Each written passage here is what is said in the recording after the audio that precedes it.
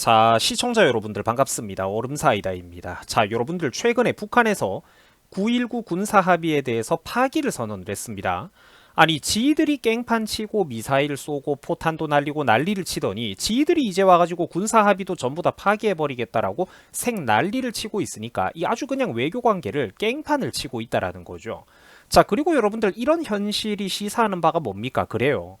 결국 문재인 정부 때 체결했던 이거는 종이 쪼가리, 헛짓거리에 지나지 않았다라는 겁니다. 결국 이런 식의 결말을 맞이하게 될 아무 의미도 없었던 남북 평화 쇼였다라는 게 너무나도 뻔하게 결정되어 있었던 일이라는 거예요. 자, 이미 과거부터 해외 다른 나라 국제 전문가들은 수도 없이 이 문제를 지적을 했습니다. 9.19 남북 군사 합의라는 것은 허울뿐이며 시간이 갈수록 유명무실해질 거라고 수도 없이 우리 대한민국 국민들에게 해외 전문가와 언론들도 경고를 해왔다라는 거예요. 자, 여러분, 평화는 종이 쪼가리로 말로 지켜지는 게 아닙니다. 힘으로 지켜야 되는 거예요. 역사가 증명하는 교훈은 틀리는 법이 없다라는 겁니다. 자, 그런데 여러분들 군사 합의가 이제 뭐 더 이상 의미가 없어졌다는 거는 일단 알겠어. 그런데 시청자 여러분들이 뉴스를 볼 때 특히 주목해야 되는 부분이 바로 이런 데서 등장을 합니다. 자, 휴전선 인근에서 공중정찰이 우리나라가 다시 재개되었다라고 합니다. 자, 이게 무슨 말입니까? 그렇죠. 말 그대로예요. 말 그대로 우리나라 최전방 지역에서 전투기나 정찰기 같은 거를 다시 띄워서 공중정찰을 시작을 하겠다라는 겁니다. 자, 이러면은 시청자분들 중에서는 깜짝 놀라는 분들도 있을 거예요. 아니, 그러면은 우리나라 군대에 비행기가 그렇게 많은데 기술이 이렇게 발달한 시대에 그동안 그러면은 지난 몇 년 동안 우리나라는 최전방 전선을 지키기 위해서 비행기를 띄우지도 못했나라고 묻는 분들이 있을 겁니다. 근데 그게 맞아요. 그게 사실입니다. 그리고 바로 그게 오늘 영상의 핵심이라는 거예요. 자, 문재인 정부 시절 동안에 우리나라는 휴전선 인근의 최전방 지역에서 직선으로 무려 20km에서 많게는 40km에 달하는 어마어마한 면적의 범위에 걸쳐가지고 진짜로 비행 금지 구역이 설정되어 있었습니다. 당연히 서울시 전체 면적의 뭐 여러 배도 뭐 십수배도 달하는 어마어마한 면적이죠. 이게 그러니까 비행 금지 구역이 아주 광범위하게 이렇게 세로 길이로 수십 킬로미터에 걸쳐서 형성이 되어 있었는데, 자, 당연히 여러분들 이러면은 무슨 문제가 있겠습니까? 가난하고 못 사는 장비가 빈약한 북한군에 비해서 공중자산, 비행자산이 압도적으로 많은 우리 한미연합군에게 그러니까 이 협약은 어마어마한 손해였다라는 거예요. 예를 들면 여러분들 야간에 밤에 전투를 하는데 야간 투시경이 있는 집단과 야간 투시경이 없는 집단을 한번 상상을 해보세요. 당연히 야투경이 있는 집단이 훨씬 유리하겠죠, 전술적으로. 그런데 이거를 불공평하다고 앞으로 우리는 평화를 위해서 서로 동등하게 야간 투시경을 쓰지 말자라고 협정을 맺어버린다면 여러분들 이게 상식적으로 말이 된다라고 생각을 합니까? 전략적인 우위를 왜 우리 스스로 포기를 하고 족쇄를 걸어야 되는 거죠? 정신 나간 거죠. 그런데 그 정신 나간 비행금지 구역을 문재인 정부 시절에 실제로 하고 있었다라는 겁니다. 누구 좋으라고 저런 짓을 합니까? 북한 좋으라고 저런 짓을 했던 거겠죠. 그때 체결했던 협정이 현 정부 초반부 지금까지도 악영향을 1년 넘게 주고 있었다라는 겁니다. 환장하죠, 여러분들. 이래서 잘못된 정부를 한번 뽑아버리면 국민들에게 어마어마한 피해를 남기게 되는 거예요. 자, 문제는 비행금지구역을 우리나라 최전방 지역에 설정하는 이런 정신나간 짓 덕분에 인명사고도 있었다라는 겁니다. 자, 북한군의 동향을 제대로 파악하기 힘든 이런 거대한 전략적인 웅장한 문제 하나뿐만 아니라 세부적인 문제에서도 부작용이 매우 심각했다라는 거예요. 그러니까 어떤 일이 있냐면은 우리 피부에 와닿는 걸로 예를 들면 여러분들 실제로 이런 일이 있었습니다. 자, 우리나라에는 여러분들 군복무를 하기 위해서 최전방에서 고생 중인 수많은 병사들이 있습니다. 그죠? 참고로 유튜버 얼음사이다도 이렇게 군대를 갔다 왔습니다. 자, 그런데 이 군대라는 곳이 여러분들 갔다 온 분들은 알겠지만 무겁고 위험한 여러 가지 군사 장비들을 다루다 보니까 아무래도 이게 안타깝게도 여러 가지 사건 사고가 많이 벌어집니다. 그런 일이 없으면 좋겠지만 사고가 많이 벌어져요. 자, 그러면은 이런저런 이유로 어떤 사건이 발생을 했을 때 대한민국의 아들들이 다쳤을 때 응급 헬기를 빨리빨리 띄울 수가 있어야 좋을 것 아닙니까? 그죠? 근데 남북 군사 합의 때문에 헬기 띄우는 것도 절차가 너무 복잡하고 상부의 승인 허가가 떨어질 때까지 너무 복잡해가지고 그 시간을 기다리다가 실제로 병사가 제대로 응급 헬기에 도움을 받지 못하고 목숨을 잃는 저런 사건도 있었다라는 겁니다. 어마어마한 사건이죠. 근데 저 때만 해도 문재인 정부 초창기에 나왔던 뉴스이기 때문에 이런 사건들이 결국 하루 이틀만 떠들어지다가 그냥 쉽게 묻혀버리고 말았습니다. 그리고 저때 당시에 구독자 수백 명의 소규모 유튜버였던 저 얼음사이다도 당시에 저 문제를 다루기도 했었습니다. 눈물겹죠. 저는 그래가지고 이거를 이번 군사합의 파기 사건을 보자마자 이 사건을 5년도 더 됐던 이 사건을 또다시 이제 가지고 왔던 거예요. 여러분들이 이게 얼마나 안타까운 일입니까? 그죠? 민주당 대가리급들 중에서 저 뉴스를 기억하는 인간이 과연 몇이나 있을까요? 안타깝죠. 유튜버만도 못하다라는 게. 자, 또한 해외 외신에서도 수차례 지적하고 비웃은 바와 같이 북한은 툭하면은 군사 합의를 그동안 끊임없이 무시하고 어기고 도발을 했습니다. 한국만 고집스럽게 이 약속을 지켰는데 이거는 여러분들 어떻다? 그렇죠. 의미가 없다라는 거예요. 그리고 문재인 정부가 대한민국의 안보를 팔아 넘긴 게 한두 개가 아닙니다. 자, GP를 철거하던 사건 여러분들 기억나실런지 모르겠습니다. 흔적도 찾기 힘들 정도로 아주 그냥 철저하게 기지의 기반까지 파괴를 했다라고 하죠.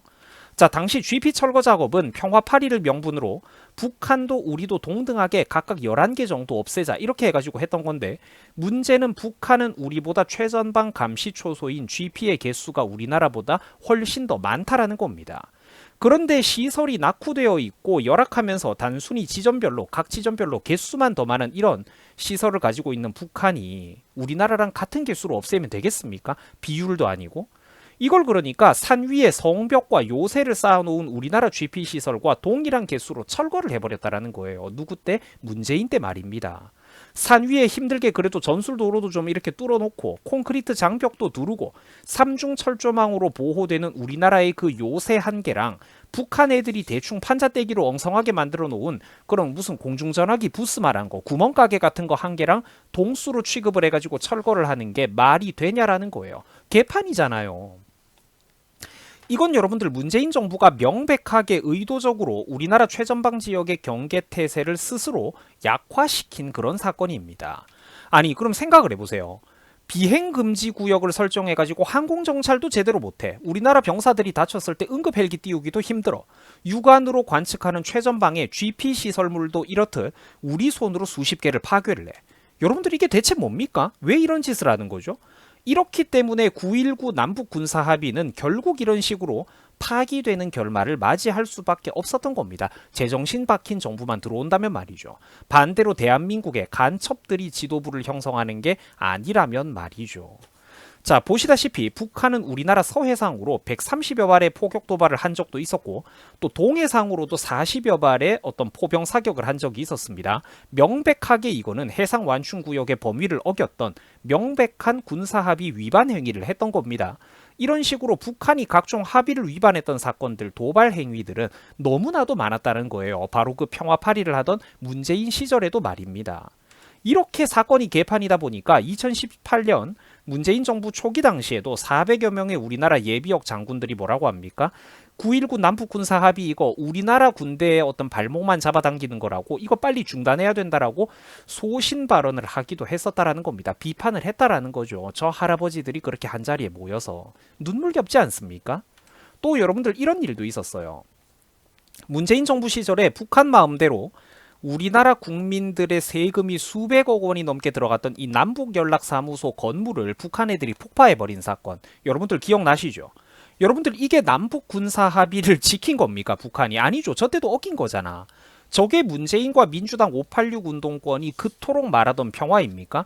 저거 문재인 개인 사재에서 털어내야 돼요. 저거 다시 털어내야 돼. 저거 이런 일도 그리고 여러분들 있었습니다. 우리나라 서울 경기도 북쪽 전방 지역으로 올라가 보시면은 도로나 주변에 이렇게 보시면은 저렇게 커다란 콘크리트 시설물들이 만들어진 곳들이 있습니다, 여러분들. 그럼 이제 제가 이렇게 노란색 이렇게 동그라미를 쳐놓은 거는 이 좀 이렇게 거대한 구조물에 비해서 좀 작게 만들어진 그런 기둥인데, 저기에 이제 구멍이 뚫려 있어요, 가보면은. 그래가지고 저거를 아주 최소한의 폭약으로 정확하게 설치를 하면은 아주 최소한의 폭약만 터트려도 이제 저거를 주저앉힐 수 있게 그렇게 만들어져 있는 어떤 방어 시설물입니다. 저게 뭐 하는 용도냐면은 북한군이 우리나라를 침범하려고 할 때 적의 기갑부대라든지 육군의 진격 속도를 늦추기 위해서 도로 위를 막는 장애물, 대전차 장애물을 우리나라가 옛날부터 설치를 해왔던 겁니다. 수십 년 동안. 그런데 이런 전략적인 방어 시설물들이 문재인 정부 때 유독 많이 해체가 되었다라는 거예요. 물론 이명박이나 박근혜 정부 시절에도 인구의 증가 그리고 또 도시의 확장에 따라 가지고 방어 시설물이 일부 해체가 됐던 거는 있습니다. 하지만 최소한 그럴 때는 위치라도 옮기거나 다른 곳에 일부 새로 짓기라도 했다라는 거죠. 그런데 문재인 정부의 문제점은 뭐냐면은 방어 시설물들의 해체 속도가 빨라도 너무나도 빨랐다라는 겁니다. 개수가 물량이 훨씬 더 많았다라는 거예요.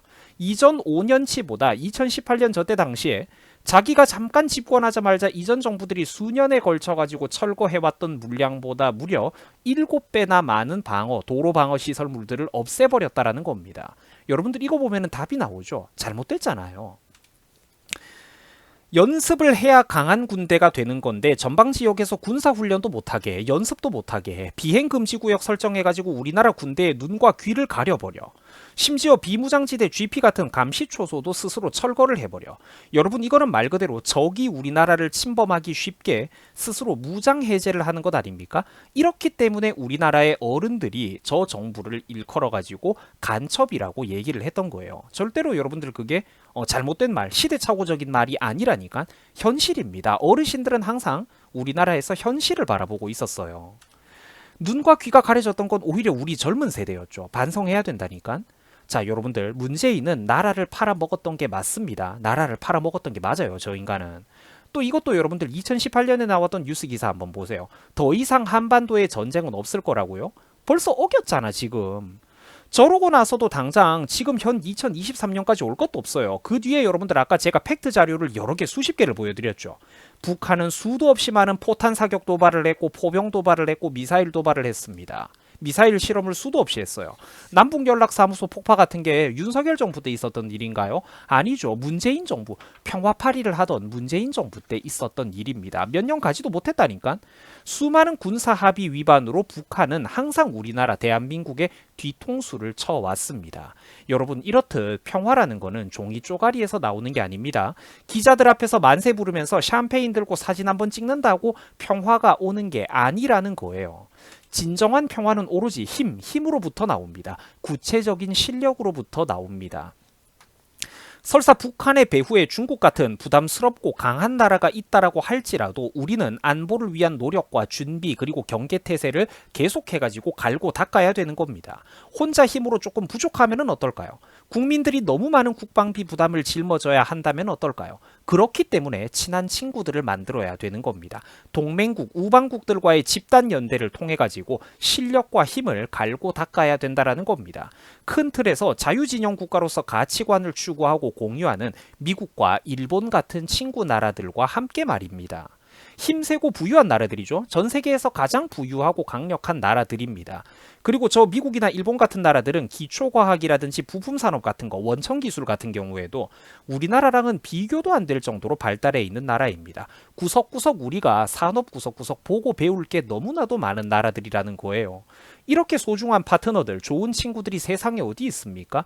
왜 우리가 미국, 일본과 사이 나쁘게 지내야 되죠? 얻을 수 있는 이득이 뭡니까? 국민들의 월급 10만 원 올라가는 데 도움이 됩니까? 오히려 지키는 데 도움이 되겠죠. 이런 나라들과 친하게 지내면. 우리가 미국, 일본과 사이가 나쁘고 멀어지면 멀어질수록 그런 짓을 하는 거를 좋아하는 거는 오직 북한과 중국밖에는 이 세상에 없다라는 얘기입니다. 북한 애들이 하는 짓거리를 한번 보세요. 지들이 극동아시아 남북관계 한반도 평화를 개판을 내놓고 작사를 내놓고 지들이 화가 나가지고 9.19 군사합의를 파기한다라고 길길이 날뛰고 있습니다. 우리나라 정부가 일부 중단을 하겠다, 재검토를 하겠다 이러니까 자기들 자존심 상하니까 먼저 판을 뒤집어 엎겠다라고 떼를 쓰고 있는 거죠. 국제사회가 여러분들 이렇게 정글입니다. 이런 식이에요. 진정한 평화라는 거는 그저 내 스스로 비굴하게 무장 해제하고 꿇어 엎드린 채 적의 상대방의 자비심에 구걸하는 게 평화가 아닙니다. 그럼 무엇이 진정한 평화냐? 상대방이 저런 식으로 신뢰를 저버리더라도 언제든지 내가 맞서 싸우고 대응할 수 있는 구체적인 힘과 실력, 체력, 대응 수단을 가지고 있냐의 문제입니다. 그게 있어야 여러분들 상대방이 함부로 넘볼 수가 없다라는 거예요. 나도 체력과 펀치력을 가지고 깡다구를 가지고 있어야 상대방이 나를 함부로 이렇게 넘나 보지 않는다니까. 상대방이 신뢰를 저버렸더라도 내가 대응할 수 있는 그 이후가 중요하다라는 거예요. 보세요. 북한 애들이 또 뒤통수를 치고 깽판을 피우는 와중에 미국은 어차피 이런 의미도 없고 한미연합군의 발목만 그동안 잡아당겨왔던 9.19 군사합의의 효력 정지를 환영하면서 우리나라에게 적극적인 지지 의사를 밝혀왔습니다. 대한민국을 위해서. 결국 여러분들 유사시에 누가 진정한 친구입니까? 누가 믿을 수 있는 파트너인가요? 끊임없이 이런 것들은 역사적으로 증명이 되어 왔다라는 겁니다.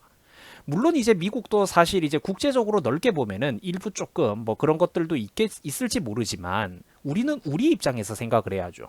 극동아시아에서 미국보다 우리가 믿을 수 있는 파트너가 있습니까? 북한, 중국보다는 미국이 낫잖아요. 누구의 손을 잡고 누구와 거리를 두면서 조심을 하고 경계를 해야 되겠습니까?